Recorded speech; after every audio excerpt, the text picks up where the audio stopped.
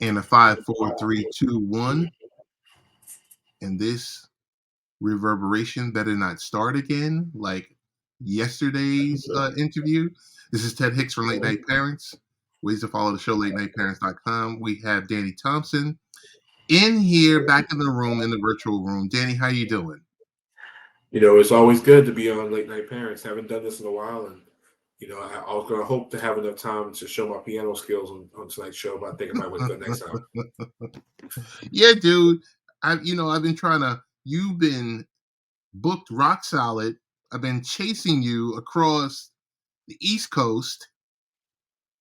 You're harder to get in contact than Deion Sanders. Listen, I mean, if I had Prime's reach, it'd be a different story right now. It would, Ted, both of us work in the education field. That beginning of the school year is It's hectic. always hectic. Is not the word. Rough, hectic. You can just name it. It's that right at this point. But Yeah, it's good. It's good to be able to kind of sit back and go back to what we'd love to do and love to talk about. So I'm always glad to be on here. I tell you, since the last time we did live stream / podcast, I picked up the specs. I usually just wear them for nighttime driving and watching TV, but it's starting to pick up a little bit more. I'm starting to pick up a few more tasks why I would need to wear the glasses, but we all get to that point. Danny, a lot to cover. I know I think you and I, we kind of do it. The best podcasts are 30 minutes or less. We put a little time frame up there. From time to time, we tend to go to, that's that background noise. We tend to go to overtime. With that Mhm. being the case, tell me what's happening we could talk USA basketball, but I think we need another long form podcast / article / live stream to talk about that debacle. So we'll quickly go into TKO closed out its acquisition or the combination of UFC and WWE. There's now TKO. What's your thoughts on it? I mean, it's official now. Now you have real fighting and what people call fake fighting under the same company. So it's literally the biggest conglomerate of of what you call professional entertainment you're going to find. Extremely interested to see how much they blend the two together. How the minds of UFC and the minds of WWE come together to take some of the things they've learned from each other, what works, what not works, and come to this. I know I read something today. They were saying that they're considering even putting on a mega event weekends, and they were going to host cities to see who would be interested in hosting one that would have a UFC show and a WWE pay per view in one weekend. Make it one big mega fest. And that for me, as someone who's been wanting to see a UFC fight and is a fan of the WWE, would be like an amazing type weekend. You know, that's a weekend. It's automatically, you're going to spend money. It's something you're going to bring two different cultures together for all the greater good of sports. And I'm interested to see how that's going to work. I wonder how that's going to work with television contracts. There's so much to do with it, and change is always inevitable in some things. And you got to think Vincent Kennedy McMahon, the son bought it from his dad for $1 million and sold it for $9 billion. Like the return on investment is astronomical. So I can't wait to see what the new iteration of what's going on with the WWE and UFC going forward. You and I were talking about in pre-pro. Hey Tony D, what's going on? Tony, we were talking about in pre-pro. We were talking about media rights. We were talking about why it's going to be a powerhouse because you could sell those two properties together. I You don't know can. if they would want to sell them together versus spreading it out, but it's going to be. I think their next contracts are going to be, if not 2x, then 3x. I don't know if you put them on the same brand.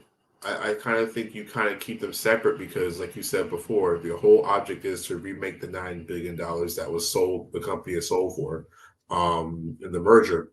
I think you keep them separate because there's two different demographics. There's mixed martial arts fans and there's sports entertainment fans. Not a lot of times both. It's not a big number that do both. So you kind of want to keep everything on one side, keep the other side, and come together when it's needed most. But I don't think you need to be on the same side of networks. Stay where you are. Make as much money as possible. Drive those media rights up. It is what it is. I think from the point of just speaking on the fact that you can have the library over at Peacock. I mean, they're making so much cash from Mhm. just library versus premium live events. Maybe keeping that package together. Basically because they have a long-standing relationship with Comcast, Universal, NBC, that conglomerate there. Um, but the UFC, the mega weekends, I think are going to be great because I think at some point, Danny, there's going to be cross promotion. You're going to see UFC fighters and WWE performers at each other's event even more now, kind of I like think on so. steroids. I think so. I mean, we same thing when you watch like boxing matches. You see different fighters at other people's fights. A lot of them, if top rank is there, for example, you have top ranked fighters at these fights. And I think you're going to see cross promotion, but at the same time, Ted, one thing we have not seen, Ted. One thing that was kind of intriguing to me with this is one thing the UFC does not have is a catalog to be able to watch things that have happened before. It's true. That's something we haven't seen that. And I think now with the Peacock infrastructure the way it is, it wouldn't surprise me if with this TKO endeavor that they go to Peacock and say, hey, let's open up a UFC library. Not Mm, necessarily get UFC fights. We're still stuck, we're still with ESPN. right. But since ESPN doesn't have that type of idea to use the old catalog, put a UFC catalog. Because Ted, there are fights that we've always wanted to rewatch that are really difficult to find. I'm not saying, I'm not sure if they're going to be able, Ted, to go back to the old UFC, Ted. We're talking about UFC 1 and UFC 2 when it Hmm. was guys, breaking their arms and it was almost thrown off cable. But there's nothing like for me watching, Anderson Silva in his prime, or going back and watching, Rampage go at it with Rashard Evans. Those are the things that we haven't seen in 10, 12, 13 years.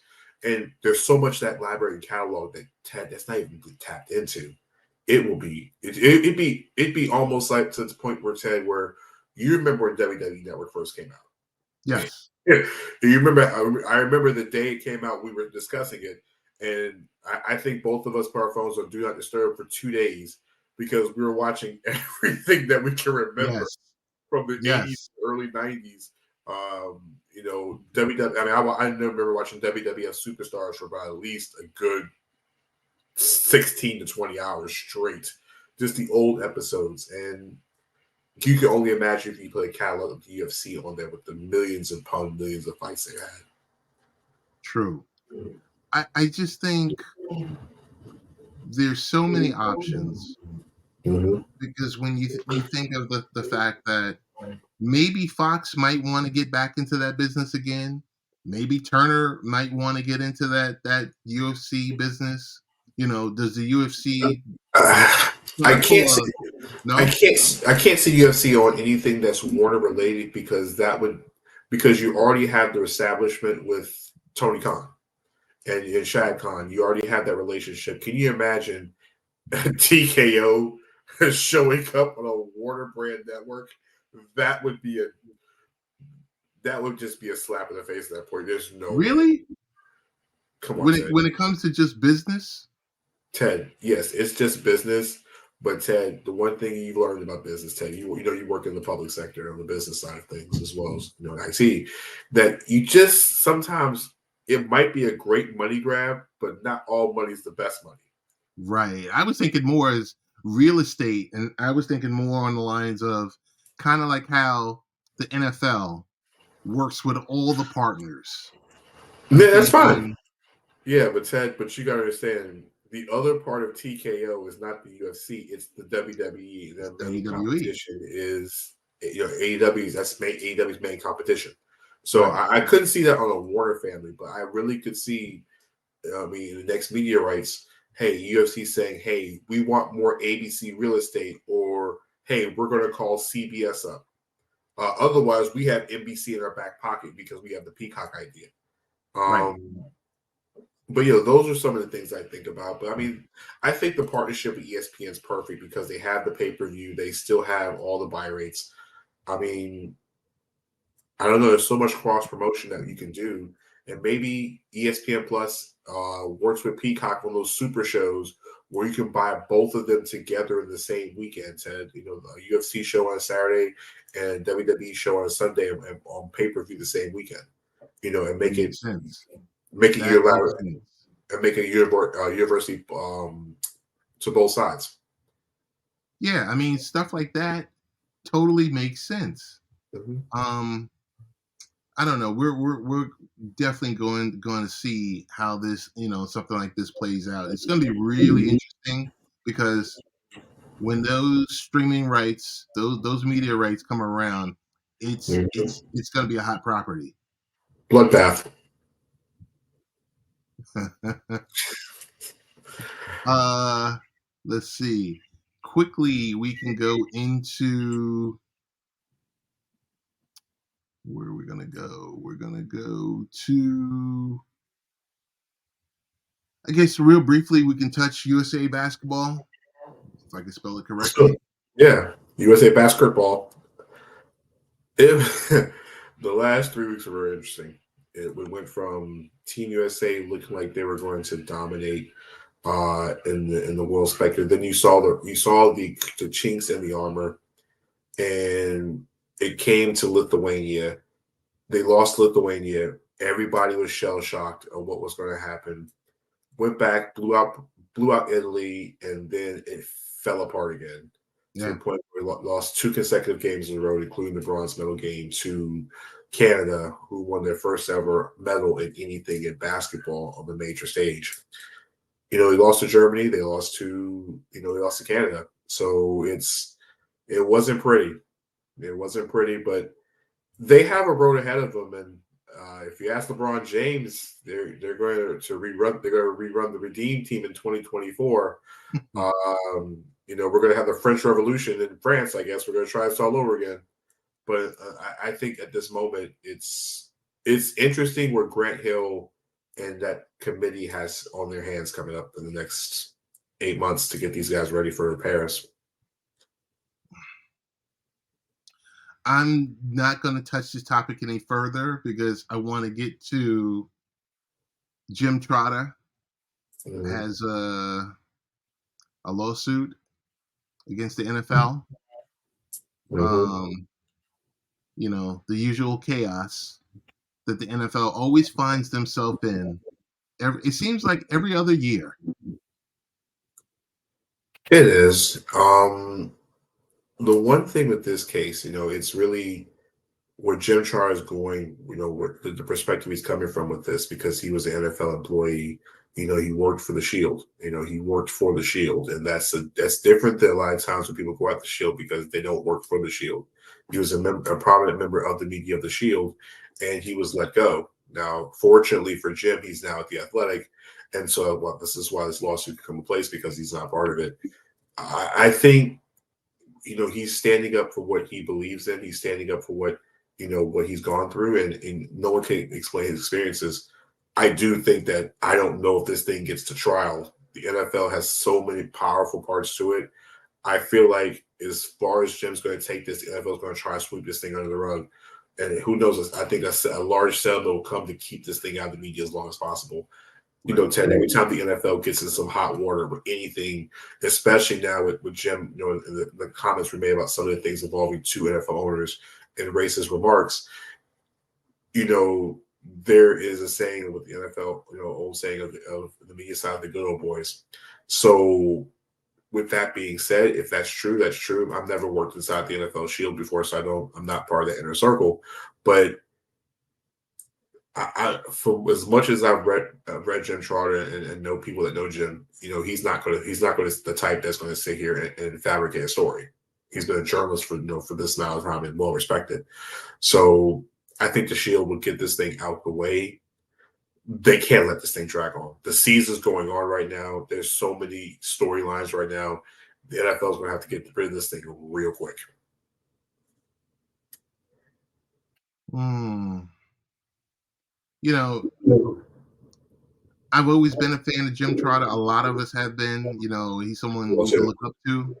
I read his column every time it hits the Athletic. Yeah.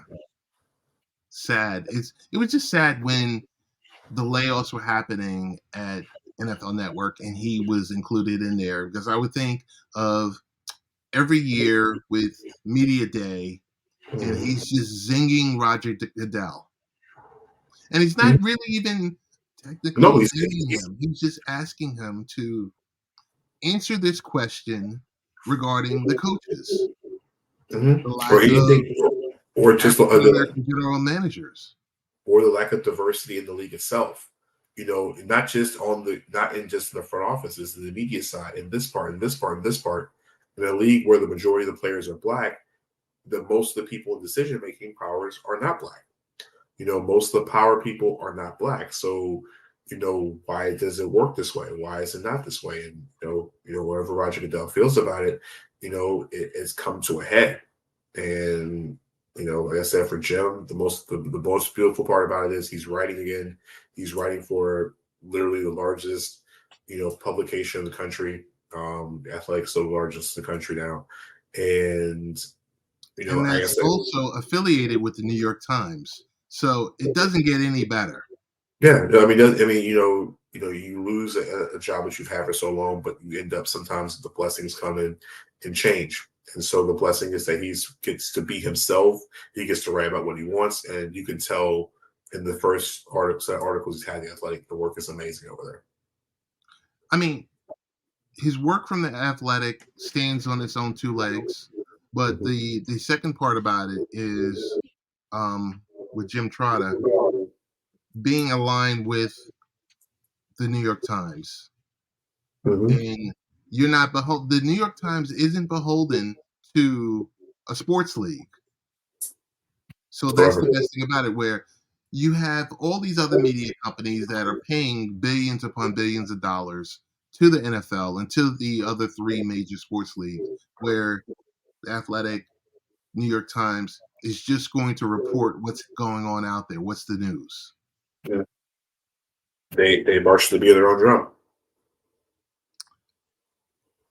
I'll put up here WNBA playoffs. I'm going to share the screen really quick.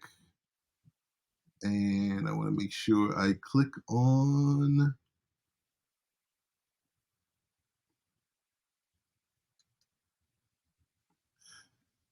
On this wonderful article at LateNightParents.com. On LateNightParents.com is WNBA playoffs, first round matchups, and schedule. I mean, I think we spent most of the year, Danny, talking about the Las Vegas Aces and the New York Liberty, the quote unquote two super teams. You highlighted that early on with the start of the season, and now we're going to have four matchups. First matchup is, of course, they're the one seed, Las Vegas Aces versus the Chicago Sky, who's also the 8th seed. Danny, you want to provide any commentary on that series? Here's the thing: the Sky still have a dominant player in Clay Copper. Still one of the most. I think she's still one of the top 10 to 15 players in the league. Maria Mayberry is still one of the better shooters in the league. And the Sky play hard. They slipped into the playoffs, and in most circumstances, most situations, they would have a chance to win this. But the problem is the Aces are extremely good at this moment. Asia Wilson has been dominant since the All-Star game. She's at almost 25 and 10 since the All-Star game. The Aces are still the best team in the league. They're catching their stride again. And, when you have the defensive, I think she won Defensive Player of the Year today, as well as the Sixth Woman of the Year, Alicia Clark, and Becky Hammon is the head coach. There's no doubt that this series should be a 2-game sweep. I don't know. Chicago might put up a fight, but I think it's a 2-game sweep in this one. The number 2 seed against the number 7 seed. We got the New York Liberty versus the Washington Mystic. And I think this could be the only series that there could potentially be an upset. What is your thoughts? If Elena Delle Donne was 100% healthy and Shakira also was 100% healthy, I would agree with that statement. Elena Delle Donne is not 100% in the series. Like I said, Shakira also is now getting herself back into shape, back into the swing of things. And the Mystics have a really, really good team. They're dangerous, but man, Liberty been so good. Like they've just really been good. I think since the President's Cup, since the Commissioner's Cup, they have literally been on a tear. They've beaten the Aces 3 consecutive times. They've blown them out 2 of the 3 times. Sabrina Ionescu leads the WNBA 3-point shots made. Jacqueline Jones has literally recovered from a stress fracture, and she's looking like the Jacqueline Jones of the moment. And, the Liberty had the WNBA's, the league's AP Player of the Year, Breanna Stewart, who's still Stewie. You still have Courtney Vandersloot. And I think they also, most importantly, tied up Benaj Laney. So now all 5 starters are in a really good place mentally and physically. On top of the fact of the depth, Washington could get one. It could be a sneaky one because of, like I said, the talent of the team. But this is the Liberty. I can't see the Liberty losing the series at all. I think the Liberty's going to win in 2, but it wouldn't surprise me if Washington got one. You got number 3 seed Connecticut Sun versus the number 6 seed Minnesota Lynx. Nafisa Collier is the reason why you watch the series in general. Nafisa Collier has put herself, I think, as the best player in the league, not named Asia Wilson or Breanna Stewart. She's really that good. And the fact that she's coming off a year where she was pregnant all of the majority of last season and came back at the end of the season, the way she's playing now, Feast is literally, I said, top 3 or 4 player in this league. The problem is the Connecticut Sun are loaded, deadly, and to me, they're the only team in the league that can stop the Aces Liberty potential finals matchup. Alyssa Thomas is a walking triple-double at every stone. She's literally one of the best defensive players in the league. I think either her or Asia did win Defensive Player of the Year. I can't remember the voting. But they have Alyssa Thomas, DeWanna Bonner. They're so good and they're so well coached. And the Mohegan Sun crowd is going to be up and at them. I like the Sun in this series. I think, like I said, if you've never watched Nafisa Collier play, this is the right series to watch because she is going to get buckets everywhere. I still think Minnesota's 1 player away in the draft from making this work. There are Paige Buchers coming home away from making this thing lethal unless there's a Phoenix point guard that wants to go help Kayla McBride in the backcourt next season. Hint, hint, wink, wink. We'll get to that. And then the 4 seed Dallas Wings and the Atlanta Dream. Now this is, most times you'll say a 4 or 5 upset. 4 and 5 is usually the most competitive series. Listen, the Dallas Wings have been the best team that's not named the Las Vegas Aces, New York Liberty since the All-Star game. Arika Ogunbowale is literally the best scorer in the playoffs. There's not a player like her in the league who is not afraid to let it fly at all costs. Satu Savali is a walking double-double when she's on the court, and Dallas has everything going for from them. But there's something about this Atlanta Dream team. They at one point were as high as the 4 seed. They have been up and down. But Ted, if you've never watched The Dream before, Ryan Howard is a joy to watch. Cheyenne Parker's really good in the post. Alicia Gray has come over from Dallas. Actually, she played in Dallas last year, so she gets to play her former team in the playoffs. And Dallas does not want this series to get back to Atlanta because the Atlanta Dream have sold out 12 games this year and has turned their home court into a real home court advantage, playing in what me and Ted Hicks call the perfect WNBA sized arena, which they sell out consistently.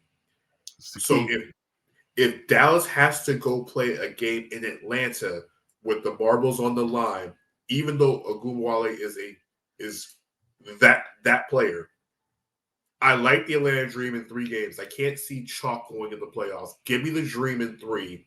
They'll be the only low seed getting out of the first round. Got it. Definitely will take some of your thoughts and apply them and see as this first round ends and, see what you got right, see what I got wrong. Hey, just really quickly. So was it Diana Taurasi? Did she have a press conference? So the Phoenix Mercury had their end of season press conference, the usual exit interviews. The Mercury missed the playoffs the first time, and Ted, I think I might have been in college the last time. I think Ted, I had no facial hair working at a grocery store the last time the Mercury missed the playoffs. It's been that long. It's been this is before Brittany Griner walked in the door. I think Diane Ross was young in the league, but that should tell you something. So exit interviews, I think it was on Tuesday. The question was brought to the attention of Diane Rossi about her coming back and playing at age 40 next season, her thoughts about being in Phoenix and other things. And one question came up about Skylar Diggins and her question about her and Skylar Diggins playing in the same backcourt next season. And her answer was, next question. Skylar Diggins is an unrestricted is a free agent this offseason who was not with the team this season as she was coming back from for having her second child. And it was a big dispute, and a major news story that Diggins has not been anywhere near the Phoenix facility since she had the birth of her child. Yeah. No access to any of the team doctors, the team nutritionists, physicians, or even the ability to even use the key card to go shoot hoops in the middle of the gym at night. Skylar was working out with, ironically, Phoenix Mercury legend Bridget Pettis last week, as a video was posted on Instagram. And based on Diana's, body language and the reaction to the question, it really sends the question of where's Skylar Diggins going to go next? There's a lot. There's a lot. It's I know we're running out of time, but we could go overtime. We could do overtime for this one. I know there's a lot of hypocrisy within the WNBA because it's supposed to be about women's empowerment and everything else like that. Mm-hmm. But we've been hearing too many stories. This is the second one. This is the second pregnant woman involved. This is the second one. The other one was with the Aces. Dearica Hambry and the Aces when it comes to the Sparks. Now, mind you, Kaylu Samuelson with the Sparks Kaylu Samuelson's out this year due to pregnancy, and we haven't heard anything from her about this, with anything going on with her situation. But I think her baby is happy and healthy, and she's good to go. But we haven't had to hear about what was going on with Kaylu the entire time she was pregnant. It just happened Dearica had to go through this last year, with the Aces final run, and Skylar's the highest profile player to have to go through this.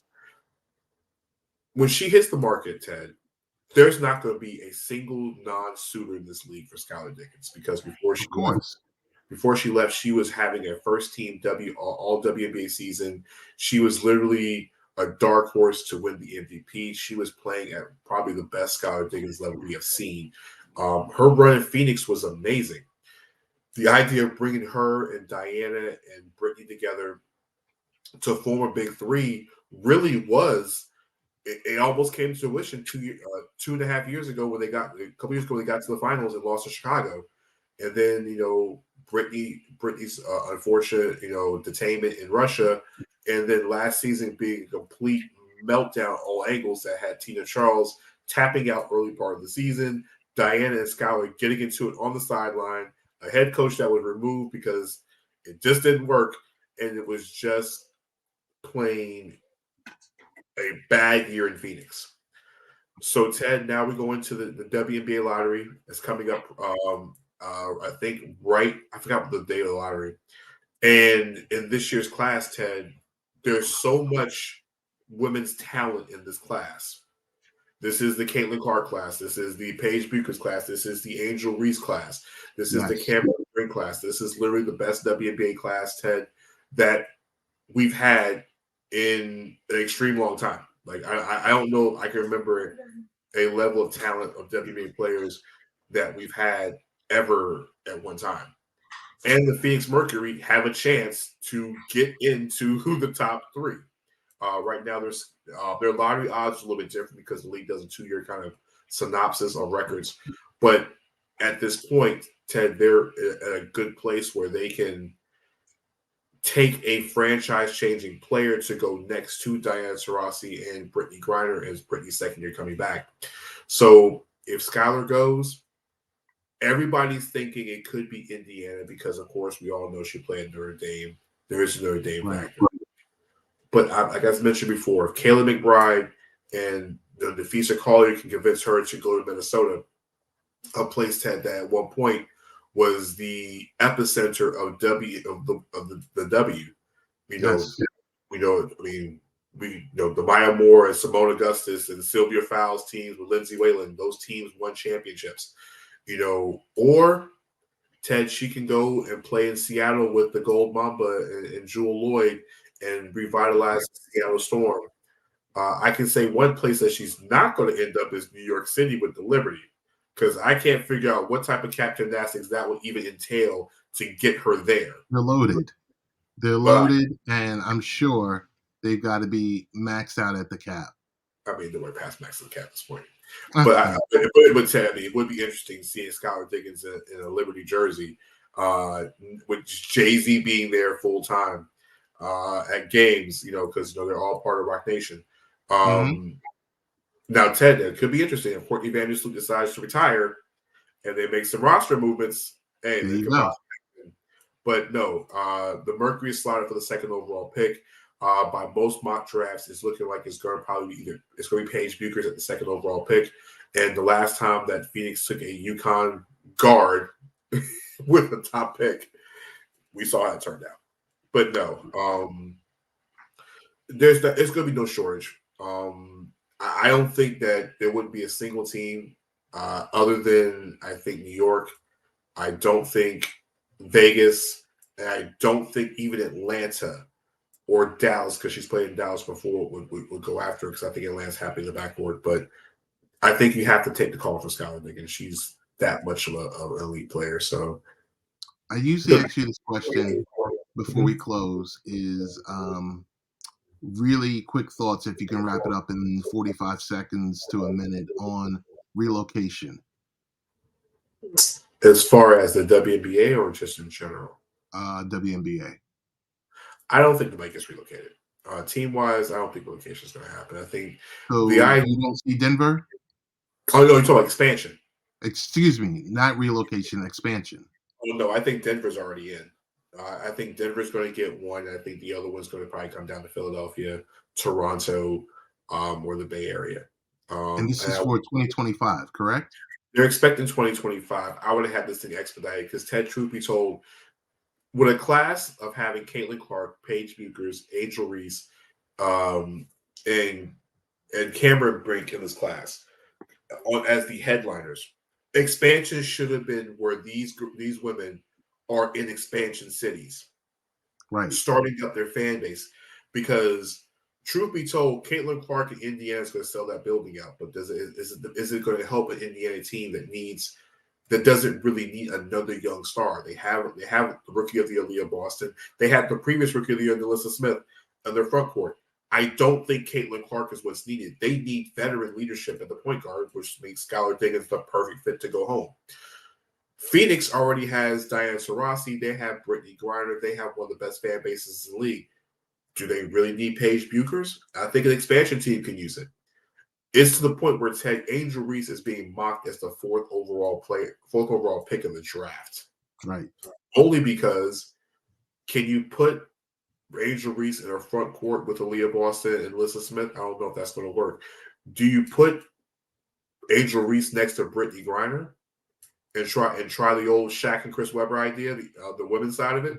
Brittany Griner be the best, best center in the league, and now you have the super dynamic forward right next to her, Angel Reese. I mean, listen, star-wise, Angel Reese in LA is a beautiful thing to see.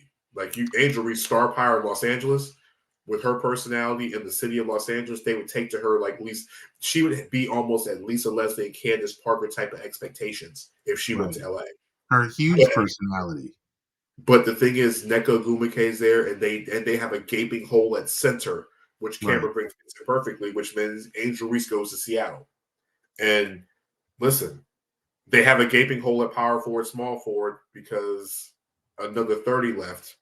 So the Bayou Barbie becomes the Emerald City Barbie. Right.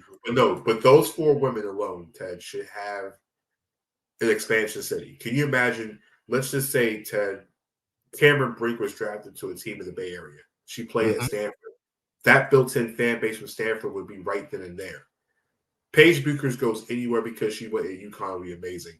Caitlin Clark is going to be the next big thing in the WNBA. She is. While Angel Reese is her own star, her own platform, the highest person in the highest money grabber NIL. Ted, and can you imagine? Let's just say, I don't know. Let's just say Long Island got a second team. Ted, can you imagine the popularity for Angel Reese playing at the Nassau Coliseum, for example? I couldn't. Because she had every New York rapper up there watching her games on a regular basis because she's super talented. She's super relatable.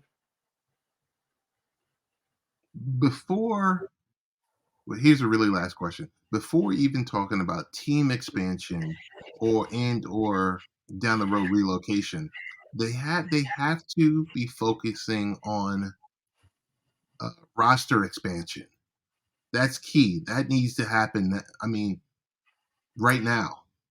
I mean, roster expansion is one thing, but Ted, the one thing when you see the exit interviews is when you around the ladies league, and one of the questions is they'll tell you, "Hey, I'm packing my bags to go to Hungary next week to start my team next week." That's the part. I think before we get to roster expansion, before we get to league expansion, that's the part we need to worry about. Fix the salaries.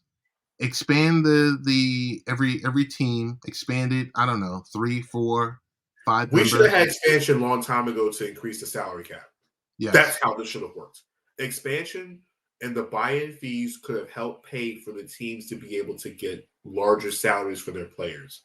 But we still have travel issues. There's so many issues in the WTED that that have not been addressed and have not been completely fleshed out all the way through, which probably the reason why expansion hasn't happened yet either.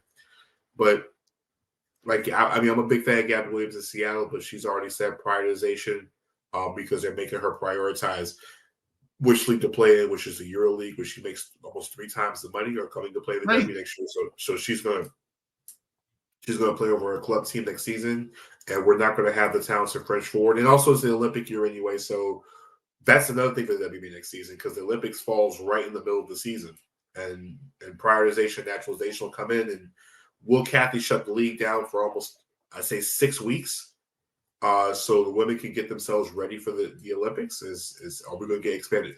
That's the things we have to worry about for next season. Some of those are good problems. This episode is called "It Was About Basketball." Danny Thompson. Ways to follow you, Danny? You can follow me on Twitter at Danny DANNY 3 Thompson on Twitter. Once Ted drops the WNBA logo off, you'll be able to see my Twitter handle. Follow my website, which is the Wonderful One of Data on Substack. It's a free subscribe. Talking all things data in the NBA and the basketball sense. I will be returning back next month. The NBA season, Ted, I found out, is 6 weeks away. We're 6 weeks away from tip off of the season. So I'm getting ready to get ramped up to give basically the teaching side of analytics from a simple and basic perspective to make you understand that numbers are extremely important, just as much as watching X's and O's and watching what you watch on the board every Perfect. Danny, as always, thank you. day. Always.